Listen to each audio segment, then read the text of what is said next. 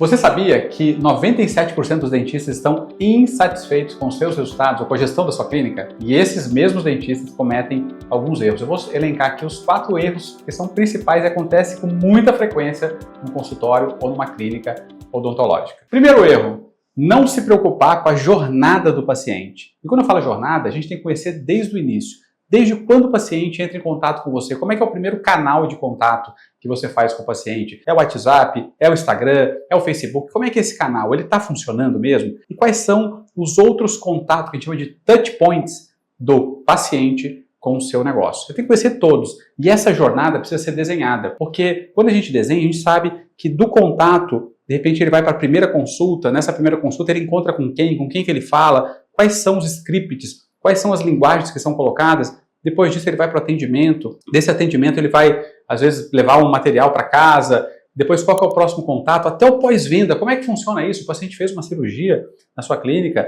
Que material que é entregue para ele? É entregue já medicamento? Não é entregue medicamento? É entregue uma bolsinha? Não é entregue? O que você entrega? O que você faz? Como é que você conduz isso? Então, essa jornada precisa ser bem desenhada e todo mundo da empresa precisa conhecer. A gente fala que quando você faz a jornada que a gente chama de CX ou CX, né, que você fala bastante, quando a gente conhece isso, a gente consegue ser muito mais assertivo, a gente consegue encantar muito mais. Porque o paciente que está satisfeito dentro do teu negócio, ele pode ser que ele não volte. Existe uma pesquisa feita pela Disney que fala o seguinte: se você deu uma nota de 0 a 5, você deu uma nota de 4, ou seja, você ficou satisfeito, mas você não ficou assim encantado, você tem 6 vezes mais chance de não voltar do que aquele que deu nota 5. Tá? Então, o cliente satisfeito, ele não é necessariamente um cliente fiel.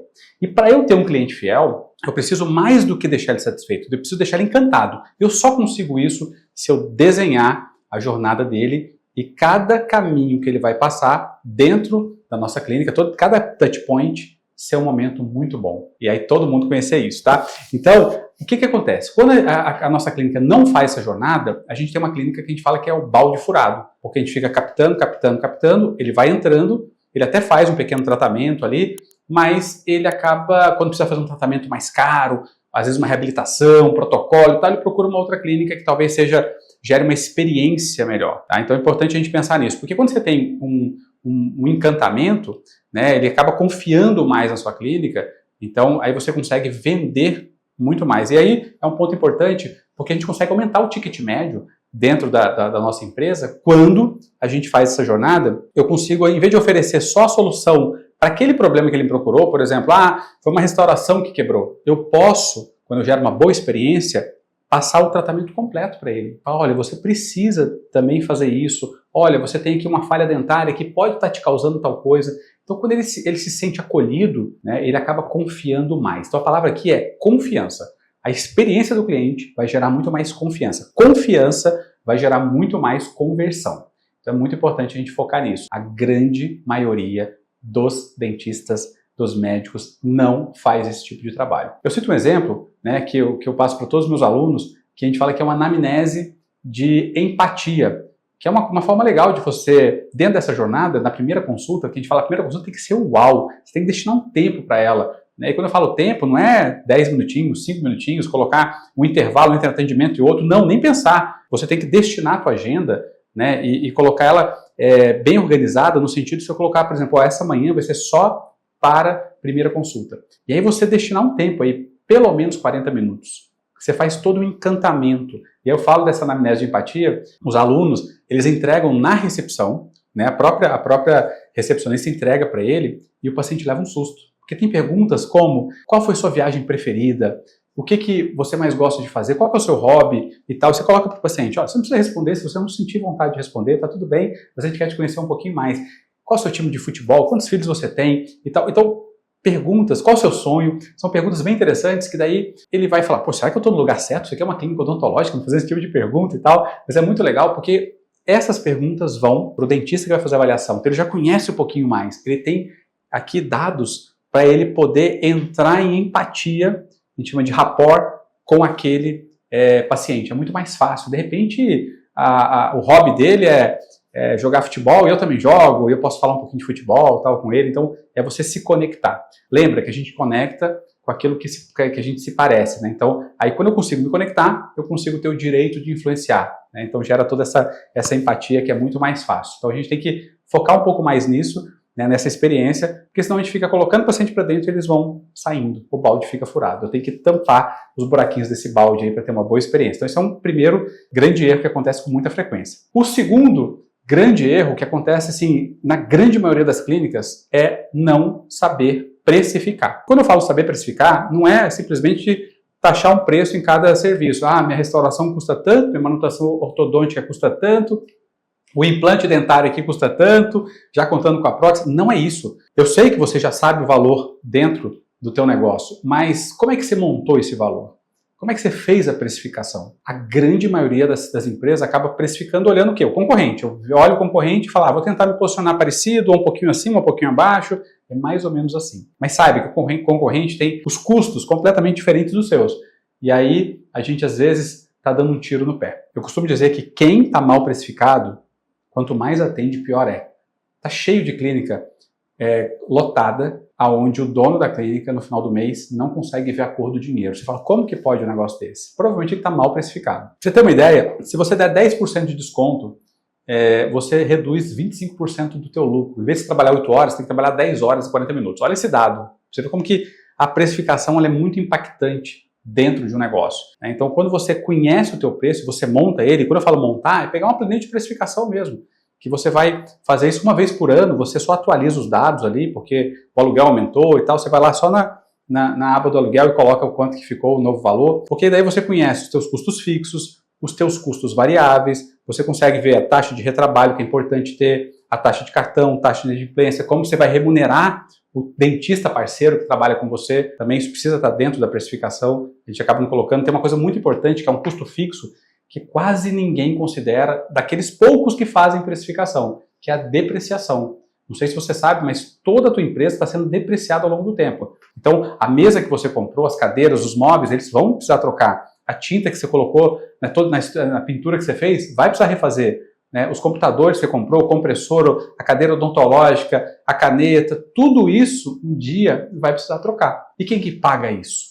Na verdade, isso tinha que estar no teu preço. O paciente está fazendo tratamento, isso tem que estar embutido, e aí quem paga no final das contas era para ser o paciente. Mas na maioria dos casos, quem paga é o dentista, e ele leva um susto. Quebrou minha cadeira, quebrou um compressor, aí ele tem que tirar dinheiro do bolso e colocar ali. Então é importante estar na precificação. Esse é um erro muito comum. Olha, a gente da consultoria, são raras as empresas que de fato conhecem, montaram o seu preço certinho. Pra vocês terem uma ideia, a grande maioria remunera inclusive os dentistas de forma errada. Né? Tem empresa que paga para o dentista parceiro 40%, 50%, 60%. Eu já te afirmo que se você paga para o teu dentista parceiro mais do que 35%, provavelmente você está tirando dinheiro do bolso nessa negociação. Então olha só como a precificação errada ela impacta muito o negócio. Por isso que muito dentista não entende. Pô, chegou no final do mês, eu atendi tanto, eu trabalhei tanto, mas tá sobrando tão pouco. Ou então, às vezes ele confunde, porque o dentista ele também está trabalhando no negócio, né? O próprio dono às vezes trabalha dentro do negócio, dentro da clínica. E ele confunde e fala, não, está sobrando sim, eu até tirei um dinheiro. Mas para pensar, se você não estivesse trabalhando e você se pagasse como dentista, iria sobrar dinheiro? Né? Então é importante a gente fazer essa reflexão. E olhem, a margem da odontologia é muito alta. Não é à toa que várias pessoas estão entrando na odontologia para investimento. A média no Brasil de lucratividade é 30,5%. Então não tem desculpa para dizer não está sobrando dinheiro. É para estar sobrando dinheiro. Se não está sobrando, você está mal precificado. Esse é um outro erro fatal. E o terceiro erro que a gente vê com muita frequência é que o dentista ele não quer investir em canais de marketing e aquisição de clientes. O dentista acha que fica com aquela máscara, né? Não, eu tenho aqui o meu jardim arrumado, e aí meu jardim arrumado, as borboletas vão vir. Não é bem assim. Já foi-se o tempo que era assim. Hoje não. A gente tem que ter uma forma ativa de captação, de aquisição de novos clientes, cuidado da nossa base, que a gente já falou isso, mas também de trazer novos clientes para dentro da empresa. Isso tem que acontecer o tempo todo. Desde trabalhar a indicação, que é muito rica.